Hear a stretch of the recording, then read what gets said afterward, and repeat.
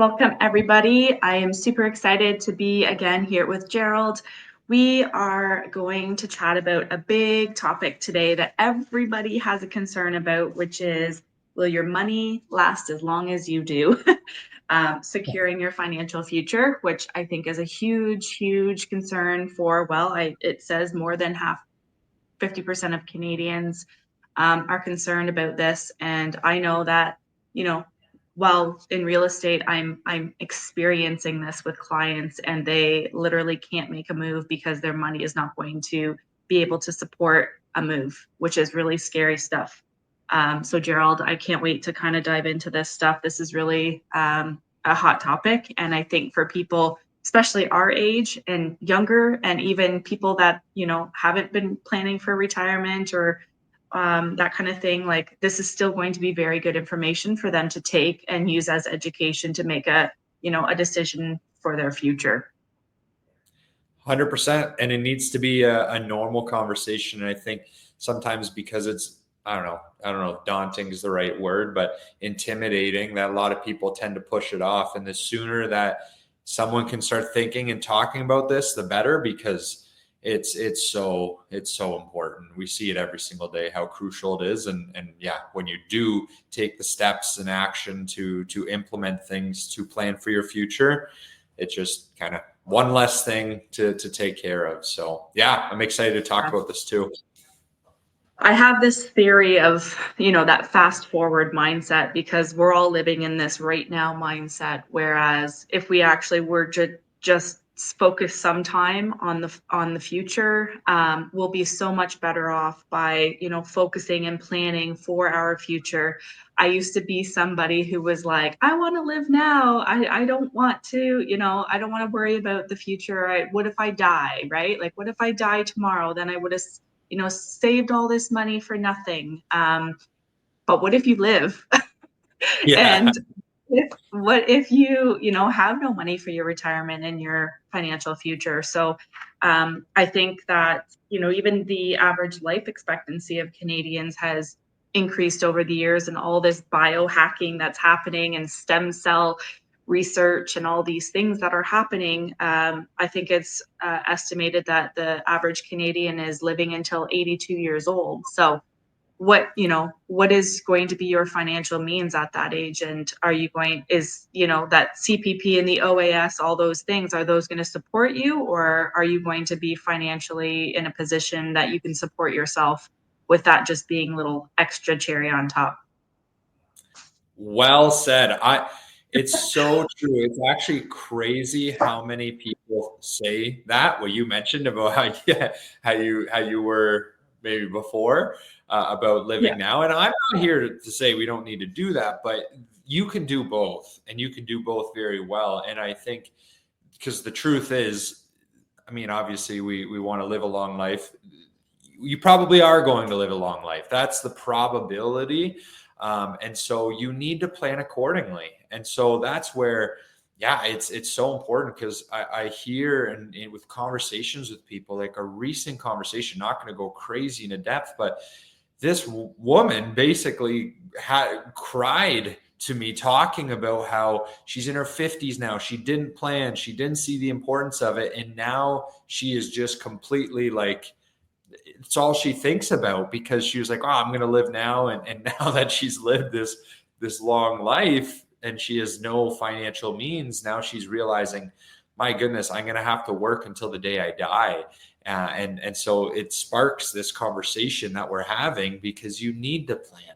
You need to. And when you talk about old age security, CPP, all these pension plans, if you have a pension, pensions are truthfully becoming a thing of the past. Not many people have them now. A lot of kind of employers are going the route of contract work. And so you have to do these things on your own. You can't rely on an employer to set yourself up for retirement. And OAS and old age security, like we were chatting about the stats before, like your average CPP payment in Canada last year, as of October, was like $828 a month. Your old age security, This year, January, it was like $727. So collectively, if we're at like just over $1,500 a month, that's not going to do too much for you. And so people on average Especially if need you have a mortgage still. Like exactly. that's scary.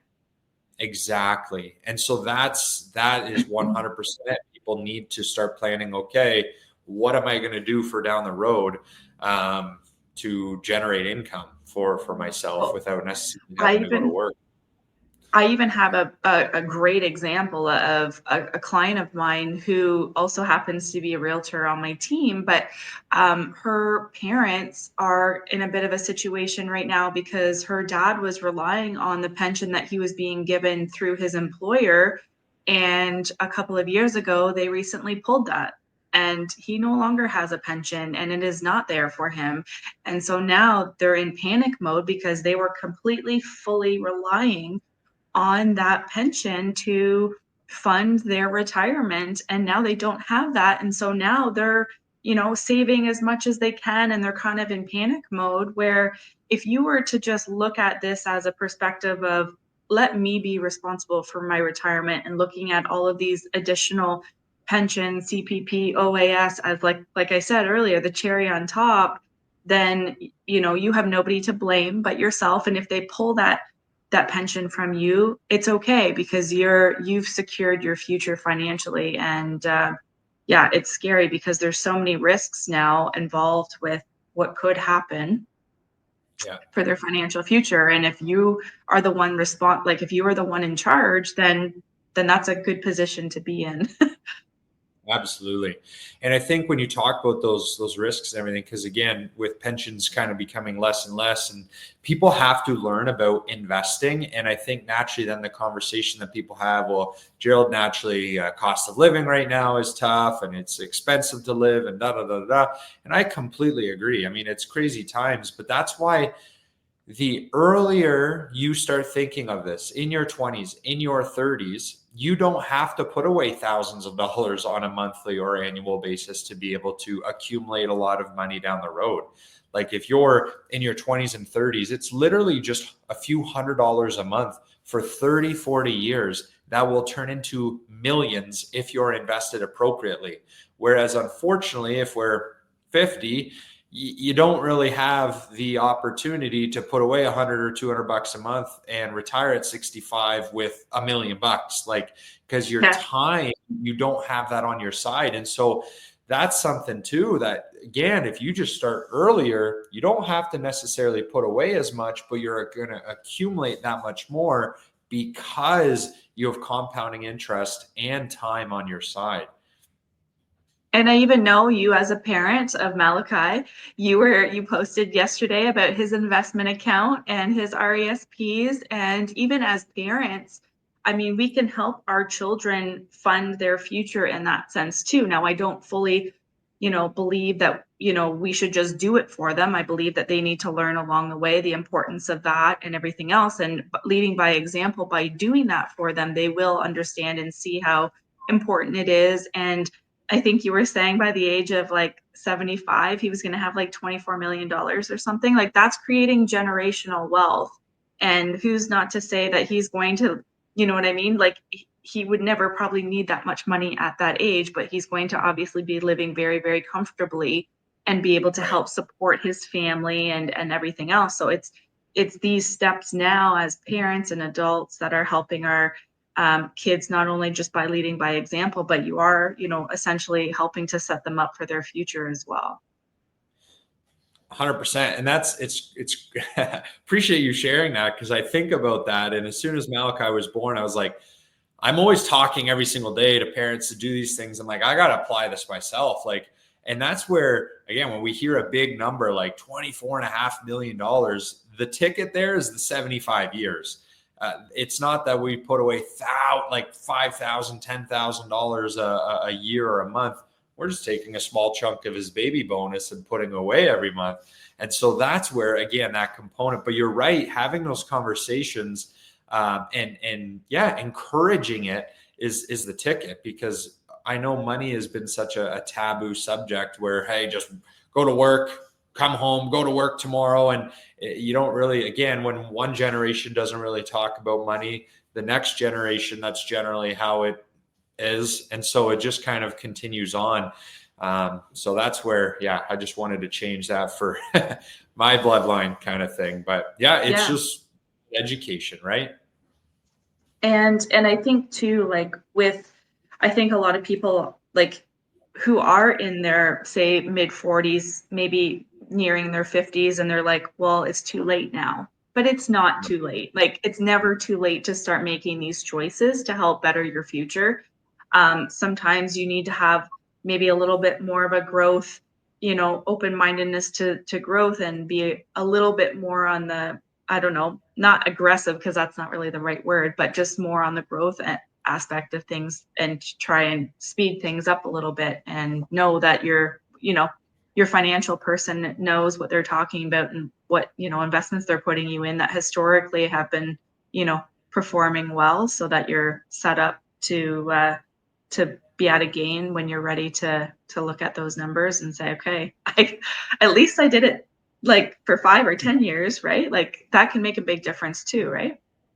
Absolutely. There's so many things that people can do. And I actually wrote down some of these stats, because I think yeah, you said it, starting early, but being a growth oriented investor. And I think naturally when we think growth, we think risk. And I'll never forget when I was 18 years old, I walked into CIBC, not throwing them under the bus, but walked into CIBC, and I was like, I want to start saving money. And the lady that I was sitting down with was like, Gerald, what's your risk tolerance? How much money are you willing to lose?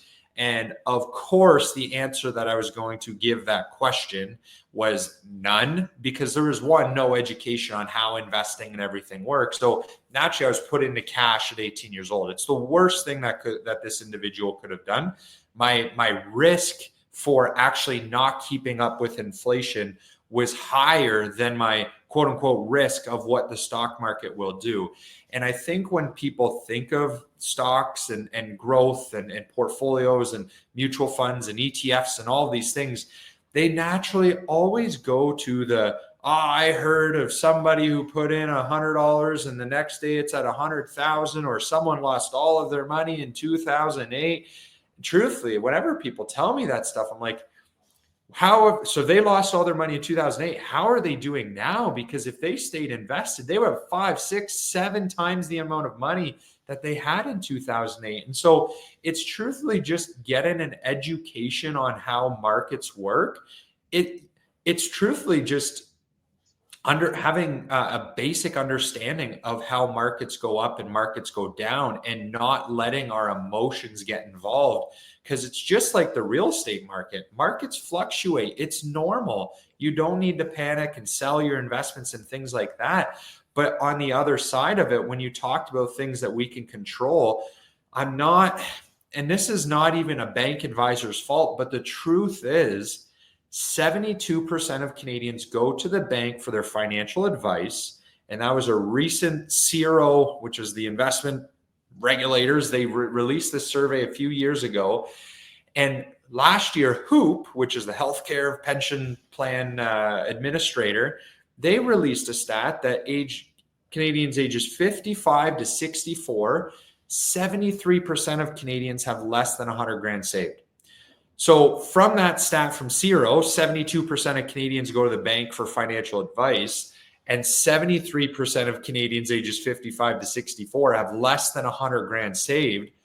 Why are we not connecting the dots here? Like, going to the bank respectfully for your investment advice, financial planning, for most Canadians, especially middle-class Canadians, which is the largest demographic, is literally a conflict of interest. And it's not that your current bank advisor is a bad person. That's not it at all. In fact, they have their hands tied. They don't have the ability to offer Canadians appropriate investment products and investment advice that would lead them to see success. It's crazy, because our office has bank advisors in our community that are clients of us, and every single day they tell their clients, oh, you should do this and that. And it's like, how, one, do you sleep at night? But two, why it frustrates me, because then it's like, why are we surprised by these things? Why are we surprised that most Canadians aren't retiring appropriately? It's because the amount of Canadians that are flocking to the bank for their advice are being led astray. And And it's it's just, unfortunate. yeah, go ahead. And I think it's just because it's a generational mindset, right? That just keeps getting passed on and passed on and passed on.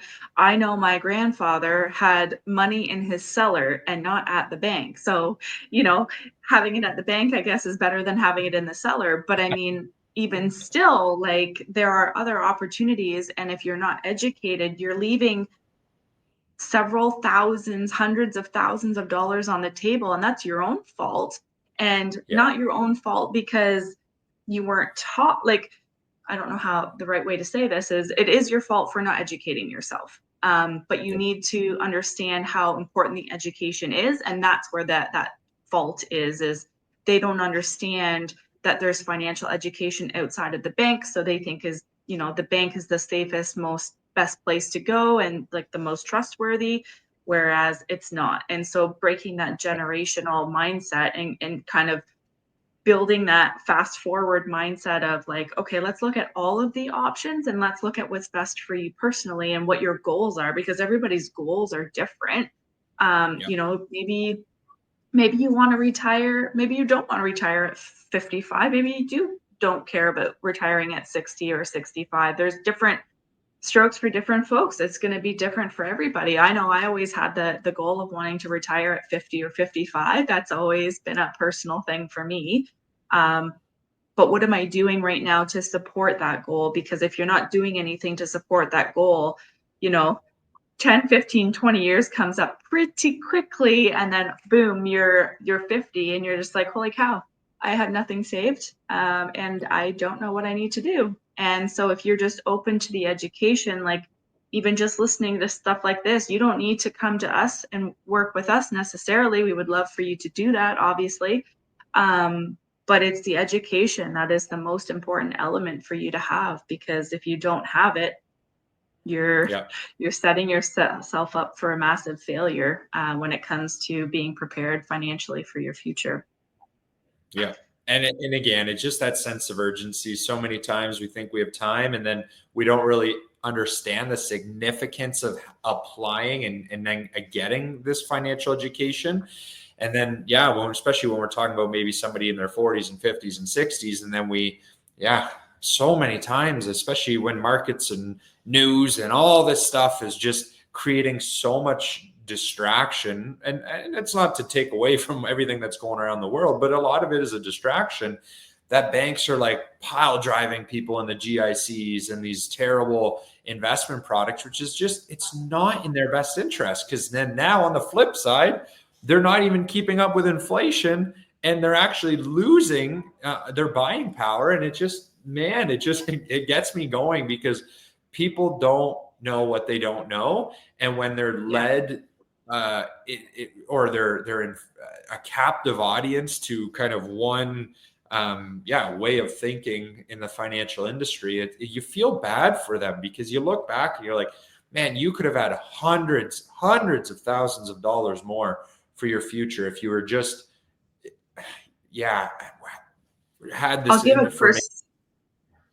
I'll give you a personal example, and you already know this about my situation and my dad. And my dad was fortunate enough to have a father who was a very wealthy smart businessman. And so, unfortunately he passed away, but there was large sums of money passed down to him. And like, he could have been a multimillionaire had he had the proper education and knowledge to what to do with that, instead of keeping it in a savings or a checkings account, which is like, to me, I'm just like, I'm so glad that we met like when we did, because I had no education with financial nothing. Like, I had no education whatsoever. And I'm thinking, like, you could have been a multimillionaire had you had this information at my age. So now at my age, I'm going, okay, I'm getting as much of this education as I can, because now I feel, well, first of all, I feel like I'm a little bit late to the game, but late is better than never. Yeah. But at least for my kids' sake now, I am Yeah. confident knowing that my kids' financial futures are going to be very bright based on this education, for sure. Yeah. Totally. 100%. And that's where, like, I wrote down some numbers because it's like, again, I want to share factual numbers with people, but it's like, it doesn't, especially when like referring to your kids and time and that kind of an idea. Like, if people just start like 200 bucks, 250 bucks a month for 40 years, I mean, obviously we don't want to wait 40 years, but again, that conversation when we're getting started, when we're younger, 20 or 25 to 60 or 65, you average 9% a year, which the stock market has done for a century. You're going to have over $1 million for retirement. And what that means then is you can draw 4, 5, 6 grand a month from your $1 million, and you're never going to run out of money, because if you're averaging a 6% return now in retirement, well, 6% on $1 million is 60 to 65 grand a year. But if you're pulling out 4 grand a month, $1,000 a week, you're not even touching your interest. And so as a result, your money continues to compound. And that's where I think when we talk about planning and starting to save and kind of the fear of outliving your money, I don't think people get the end picture, like the idea of, okay, when I have all this money, am I just going to take it and plunk it in my bank account? And now I have, no. In fact, you just want to take what you need, knowing that, hey, if you need to take out 100 grand one day, you have the money there. But the idea is you're going to now be able to replace your paycheck that you were going to work for every day with an investment income that is going to continue to grow. And then when you pass away, you will literally have hundreds of thousands, if not millions of dollars that will be passed on to your children. And like you were mentioning about Malachi, like the idea, I mean, honestly, he's going to start his own TFSA and all these things. But if he just doesn't ever touch that money, 75 years old, sure, he can draw $1 million a year from that if he wants, and he never, like, he's good. But if that's passed on to generations, like now, like we're talking about hundreds of millions of dollars. Like that's where it's just like generational wealth, generational, like just impact. Cause yeah, I mean, we all go to work every day for money, and saying that money is not important is just silly. It's very important. But if you start these things early, man, oh man, the impact down the road and what you're able to do with it, that's where it gets exciting, because then money will never be a concern in your life. And when we talk about how 50, 60% of Canadians worry about money every day and not able to retire and all these things, imagine never having to worry about money. Like that's just, man, everybody talks about that. They're just sick and tired of being sick and tired of, worry about where our next paycheck is, or am I going to have enough, or can I do this, or can I do that? You can control that. Yeah. Yeah. And so for people who are, 20s, 30s, say, what would your advice be in regards to starting to plan for this now? Yeah, great question. So I'm a big fan of a TFSA, and especially when we're getting started in our 20s or like 18 years old. Once somebody turns 18, they can open a TFSA. If parents want, they can open a TFSA in their name and start putting money into that account for their child. And when their child turns 18, they can then just roll it over. But why I would start with a TFSA is because generally in our early 20s and 30s, we're not at the peak earning years of our life. So an RSP doesn't generally make too much sense at that point, because we're not earning an income that really makes an impact when we're contributing to an RSP. But with that being said, that's where a first home savings account is great, because you do get the tax deduction and get to take the money out tax-free to buy your first home. But if we're talking about long-term, start with a TFSA. And then once your income is at 60, 70, 80, 100 plus, that's when an RSP would make more sense. Otherwise, if you just save, example, we were saying 40 years, $250 a month, you'll have 1.1 million, or 30 years, $500 a month, you'll have $1 million. That could all be in a TFSA and can all be tax-free to you. And when we talk about government benefits like the old age security, TFSA is not seen in the eyes of the government, your income withdrawal. So as a result, you're not getting, it's not impacting how much you're getting for your OAS. And yeah, it's just, again, I would start TFSA, long story short, and just 100% growth equity. It's just a normal, you're not risky, you're not buying individual stocks, just normal global diversified portfolio. You would average 9 to 12% a year, which again, it's done for 50, 60, 70 years, and you're good. It's supposed to be that boring, truthfully. But the problem is, again, most banks, unless you have hundreds of thousands, millions of dollars, you don't even have access to products like that. So that's where, when you are looking to start these things, look to an investment advisor, a third party kind of investment dealer, because they generally have access to better investment products than the bank. And I mean, the stats, we share a lot of stats today, but those who work with an advisor versus those who don't tend to accumulate 2.3 times the amount of money than those who try and do it on their own. That's not a little bit of money, That's a big difference. That's 500 grand versus 1.25 million. It's that's a big difference. So that's, long story short, my brief advice. And then, so then let's fast forward to somebody who maybe is in their, they're nearing into their 50s, maybe they are 50 plus.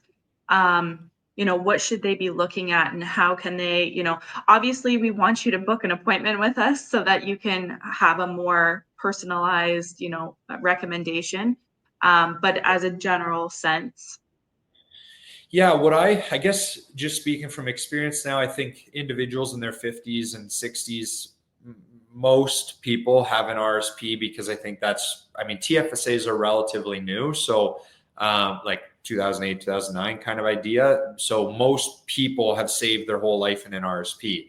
And so I would just be very aware of, is contributing to an RSP every year beneficial for me? And that's where, of course, working with an accountant or finding out the numbers, like that, first figure that out, if you should be continuing to increase your contribution into an RSP, or decrease that and then redirect it to a TFSA. But I find a lot of people generally even have money sitting in a savings or a bank account, or naturally when you're getting older in your 50s and 60s, you have your parents passing away, and so there's inheritance money, and these things are happening all the time.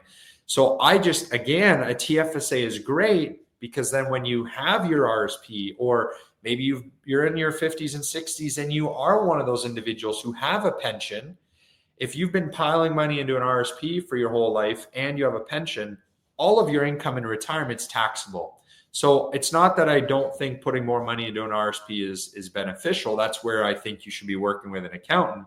But a TFSA could just complement that, so you have a tax-free income stream in retirement as well. So but yeah, that's generally it. I mean, you may still be 100% growth investor, but you may dial it back a little bit. But I just would encourage at the same time not to be 100% conservative, because you need to have your money to still grow and compound. So that's, again, just where the education comes in. Yeah. And that's really the whole idea here, is just to educate you and get your juices flowing, because sometimes it takes somebody saying to you, like, what have you done to kind of put yourself in a position for retirement? And some people just don't think that way. They don't think big picture. They don't think long term. It's always short term, right here, right now. But that fast forward mindset is what's going to help build your financial future and allow you to live a life that's more comfortable later on. And maybe you can retire a little bit early. Maybe you can, have a little bit of extra money and be able to help your kids purchase their first home or what have you. It's just the planning that is the most important part. So I really appreciate your knowledge and your wisdom, Gerald. For those of you who are like, okay, now what? You can go to letsfastforward.ca. You can book a call with us, and we would be happy to sit down with you and just kind of review, what your strategy is and how we could potentially help you maximize that and improve it in some way, shape, or form. If there is, room for that, we would love the opportunity to at least sit down with you and share some more knowledge that's more personalized and customized to you. Yep. Amazing, Michelle. Great job. Love Thanks, Gerald. it's so important. And I don't think it's talked about enough. So I appreciate this opportunity, and yeah, we're here to help any way we can. Yeah. Thanks, guys.